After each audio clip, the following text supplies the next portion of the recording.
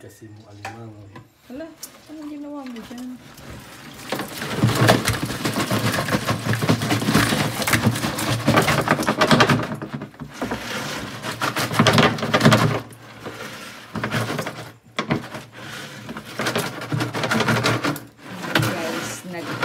Ano ba kayo ginawa? Nagsulo. Nagsulo sila kaninang mga alas 7. Anong oras na? Alas 12 na nang umuwi. Ayan yung mga huli niya. Oh. May masag. Tapos may ganga. Yan. Ganga. Tapos ito. Oh, ang laki ng sipit. Oh. Laki ng sipit. Meron siyang huling malaki. Ito mga maliliit lang. Lulutuin niya na. Ayan yung laki ng sipit niya. Yan kasama yan yung basahan. Charot. Hanggang ngayon. Ay, pasayang pa. Tapos merong hipon.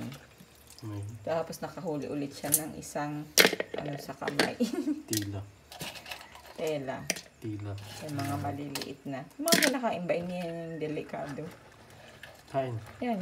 Di ba may bawal na mga kinakain na gano'n sa TV? Nakakaunit mo. Ayan. Nakuha siya na isang alimango. Isa lang na malaki. Ayan. Ganga pa rin. Tapos the rest, mga maliliit na siya. Ang laki-laki ng sipit ito. Di ba yan yung may kulay? May kulay yan. Bawal kayo. At meron pa siyang nahuli na parang, ano yan, Pin? Pusit? Pusit, ayan. Octopus, kung tawagin. Octopus. Ang dami ng mga nahuli. Pero ito lang yung... Abes! Manula ka. Gago mo. Kinanganga to. Kalasan ako. Tayo. Buhay. Ayan kasi kinakagat siya. Nagulat din ako.